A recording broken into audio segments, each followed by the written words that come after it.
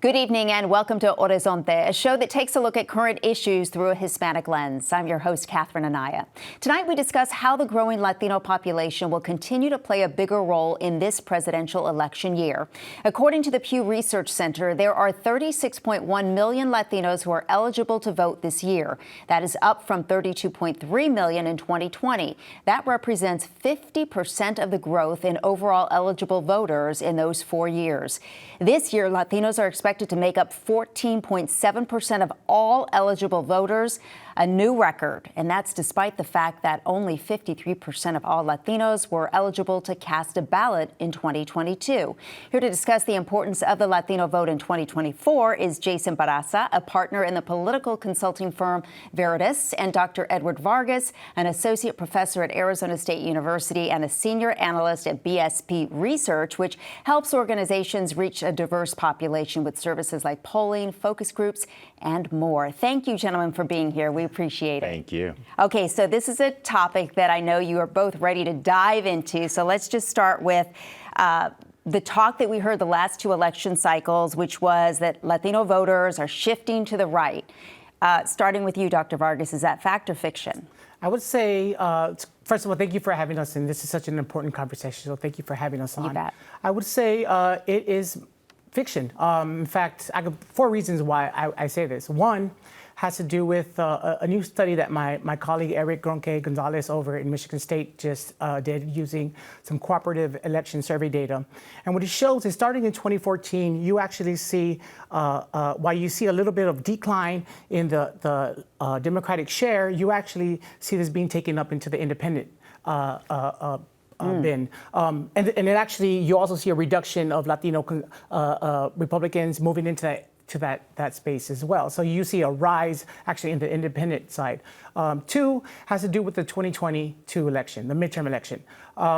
We should see, I've seen actually a decrease in support for the Democratic Party after the 2020 election, and we didn't see that. We didn't see that in particular states where Latinos are growing exponentially, specifically like in Arizona, Texas, and Nevada, which are really important areas, and so we didn't see the results happen there.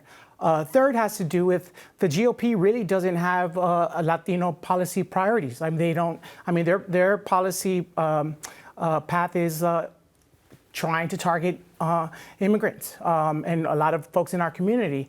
And fourth has to do with that this election cycle is interesting because the priorities in it are much varied than in the past. While the 2020 election was much more about the economy, this election is about abortion rights. It's so the diversity of the policy and how it impacts Latinos will differ. And I don't see it happening. What about you, Jason? Do you see this rise among Latinos becoming more independent? To say that it's a rise, I think, is a little bit of a misnomer. I think that when you look at the Hispanic and the Latino voting population, what you're seeing is similar that we've seen in past years. They still self-identify as Democrats. Most of the population is still identifying and still saying in polls that they are on the side of the Democratic Party, or at least supporting issues that are being put forward by the Democratic Party.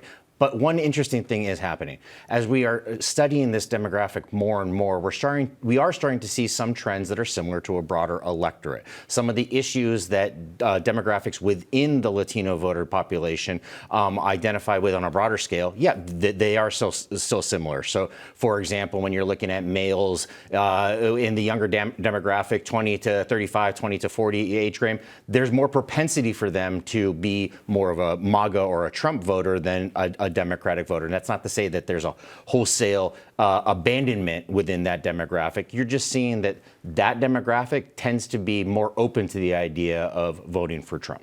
Well, keeping in mind that we're talking about the Latino population, which is diverse within itself, is it still early to tell if there are any trends that you're seeing so far with this election cycle? I mean, it is obviously, just the spring, but a lot can change between now and the fall. But what trends are you seeing? Well, I would say that, one, the Latino electorate is about 9 years younger than the median voter, which is really important here because we see an increase of young people voting every year. It's always, every election cycle, larger and larger increase. There's also a big difference here on education. Education can actually be a really important key component to this next coming election, particularly among those that have high school completion, have a high school degree. Latinos are becoming much more educated than in the past, and much more, the younger people in particular, much more progressive relative to years in the past. So I could see really close, like North Carolina is going to be actually a really interesting state to watch, given the increase also of educated folks moving into, like, for example, the Research Triangle. So education is key here. Again, Latino young voters care about abortion. They care about health care. They care about child care for their children. So much more of a diverse set of interests in terms of their top salient issues. So when you hear that, would you say that that is equal to what is happening in Arizona, what we're seeing across the country, Jason? Or is it different with more specific issues in Arizona? No, I think it's consistent across the country. Obviously, each state's going to be different, and the issues that are impacting their voters are going to be particular to that state. In Arizona, for example, border issues are much more at the forefront than they are going to be in a more northern state or a non-border state. So those issues come to the forefront, and you would expect that the population would be more educated on those issues because it is talked about much more, and so it's more of a real life for them. So in that regard, we are seeing a voter population here in Arizona that's particular to certain things. There are other issues that are going to be at the forefront, for example, abortion. That issue is going to be much more at the forefront, and it's going to be consistent across the board nationally as far as its interest within the population, nationally as it is here in Arizona. And could a specific issue like that, Dr. Vargas, cause somebody to, who's, voted one particular way pretty much all their life, but on this one issue might prompt them to vote differently? Yeah, great question. So two things I want to point out here. One has to do with a recent Unidos poll that of folks, Latinos, who said that immigration was their top issue. The follow-up question was, what should Biden or the Congress do? What should they do about immigration? The top choice is finding a path to citizenship and amnesty. It's not border security. It wasn't build a wall. What we're seeing here in Arizona with this new SB 1070 version 2 is that it's inspiring a lot of people who weren't necessarily that active, and they were maybe children at the time of SB 1070, but now they're in positions of power. Just recently, Lucha announced that they're going to knock on 1 million doors this coming election. So I think, in fact, this anti-immigrant rhetoric, which has been being pushed by the Republican Party, is actually going to inspire and improve Latino turnout. So what would you say about the Latinos who are voting Republican or have voted Republican? Are you still seeing the gains that Republicans saw among Latino voters in key states like Florida, here in Arizona? I mean, how would you describe the Republican Latino voter? I would think, one, the first thing is the campaign professionals are doing their job. They're analyzing the issues and they're digesting it down beyond just the top level. So, for example, on education, for example, one, is that an important issue to voters across the nation? Yeah, it is. But what about education is important? So let's dive down into that. And what we're seeing is the Republican Party has identified a few issues that are incredibly important to the Latino voter. They're focused in on that demographic, and they're talking to them in such a way as to start shifting their opinions. That's what they should be doing. The counter to that is to have the Democratic Party and their spokespeople and their candidates come forward with making their case, focusing in on their issues to try to bring those voters back into the fold and back into the Democratic Party. All right, question for both of you.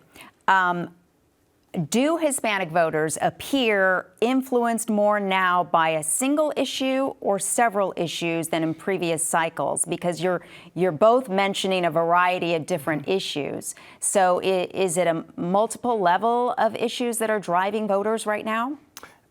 Clearly, yes. Abortion, for example, climate change, education, as my colleague brings up here. President Biden had a really strong policy related to student loan forgiveness. There's conversations happening right now about what would tuition for community colleges look like? And we know that Latinos are most impacted, actually, with living in what are called educational deserts, meaning they don't live in places that have four-year institutions. So these broad diversity array of policy issues will help, I think, the Democratic Party.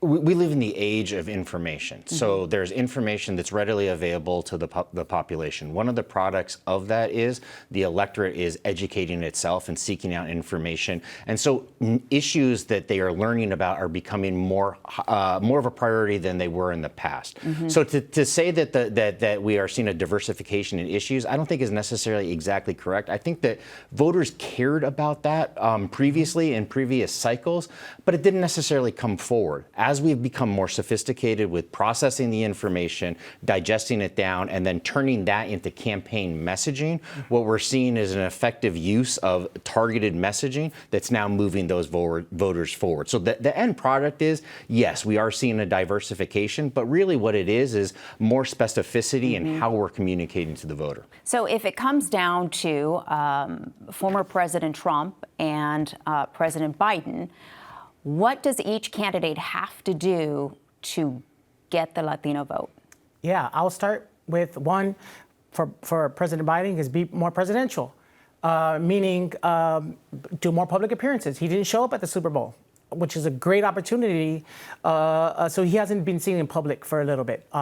So that's one thing. And for on the other side, for Donald Trump, is quit vilifying and demonizing our community. Stop, calling us rapists. Stop trying to demonize us as othering us. Stop using and scapegoating individuals. For example, and bless her soul, the woman in the nursing student in Georgia. This attacking of our community is not going to help their cause. Jason? I think it's going to come down to the sophistication of the individual campaigns and what they are identifying. A lot of people like to think, well, if I talk about a particular issue, I'm going to be able to shift a voter one way or the other. I would challenge that and say it's really not about shifting the voter. It's identifying what issue that voter already agrees with you on and then communicating that they're the candidate of choice for that voter. So it's going to come down to both the Biden campaign and the Trump campaign digesting the Hispanic voter and the Latino voter and finding where there's similarities and then effectively moving those voters to the polls on Election Day. In 1 minute, what would you project for voter turnout among Latinos? The short, quick, it'd be historic. But it's always historic, just as our population transition into voting age. I think we're going to see some really interesting surprises down ballot.